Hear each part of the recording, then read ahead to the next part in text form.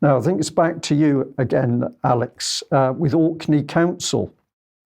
Secession, no longer just an American phenomenon in talking points, Brian. It's come to Britain, more specifically to Scotland, more specifically to Scotland's 3 island self-governing areas, who are 3 of the 32 council areas in Scotland, with special legal status, agreed not least by Alex Salmond, the then First Minister of Scotland, as Scotland was ramping up for the first independence referendum. We all know there's going to be a second one at some point, but in 2013, the first one had a lyric pledge afterwards that Orkney, Shetland and the Western Isles, or Outer Hebrides, would have more self-government.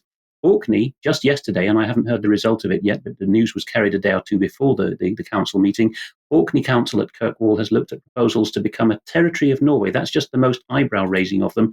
They've got several options on the table. Crown dependency, overseas territory, which is the new polite name for a colony. Both of those would involve keeping the king, and if they were to become a crown dependency like the Isle of Man or Jersey or Guernsey, they'd only require British help for passports and defence, and for parity of their currency, they'd do everything else themselves. Mr.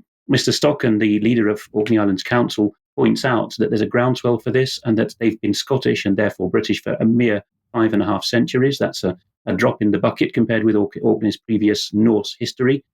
This isn't wishful thinking, because number 10 Downing Street has had to rebut it.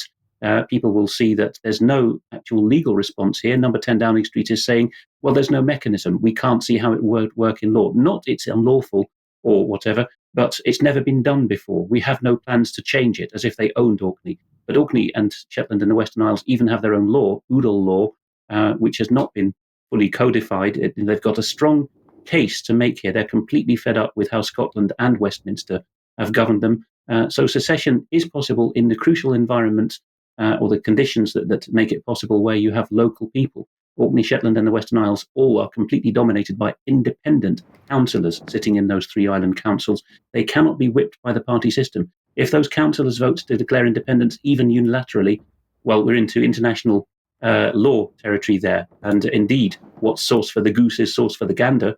The Scottish nationalist newspaper, The National, has reported as an exclusive, i.e. nobody else is interested, that at Scottish level, arguments are being made that Scotland could do what oppressed countries in other parts of the world do, although Scotland isn't oppressed, but they could make the case in order to gain independence. The key point here is that the Scottish government and the Supreme Court of the UK are organs of the British state, and that the case for Scottish national determination cannot in international law depend on just those state organs. So if it can happen to Scotland, Scotland can have it done to it by its island groups, but they won't be joining England if that happens. They'll be forming rather happy self-governing territories, a bit like Denmark's Faroe Islands, with whom they may end up in union. Louisiana in the United States has got the same groundswell. Here, it's reasserting, and I won't read this, the 18th century position that the states remain sovereign. This is the latest of several states that have signed this kind of pledge into law. It's gone through the Senate in that state, Missouri, the Dakotas, some of the Rocky Mountain states, New England states have reasserted this in similar measure. This is the doctrine of the lesser magistrates in action. And Red State Secession on blogs, on Substack, reports that the Texas nationalist movement, which Mark Anderson, who's a real expert here, tells me is not loved by all Texans who distrust Washington, D.C., but the TNM, Texas Nationalist Movement, is trying to get a unilateral, a bit Orcadian style perhaps, a unilateral declaration that it's out of the USA. Texas, they say, is the most hopeful state here, but others, perhaps with less strategic depth, might follow if the first state takes that move. Alex, thank you very much. A lot of information there, which you've covered quickly. I just want to say I remember some time ago looking at a map, which I believe came out of the European Union, which was indicating that certainly parts of the Northern Islands, the Northern Isles, so Orkney, possibly Shetland, would go to Norway.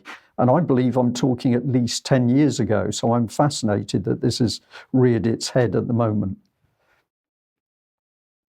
Yes, this is absolutely on the cards, because the Orcadians feel themselves to be Norse more than Scots. And back in 1979, 2013, 2014, all the inflection points of Scottish nationalism, the Orcadians in particular have shown the most gumption. and have said, no, we're only barely Scottish. We feel more British than Scottish, and certainly not Scottish nationalist. So it could well happen. Okay, thank you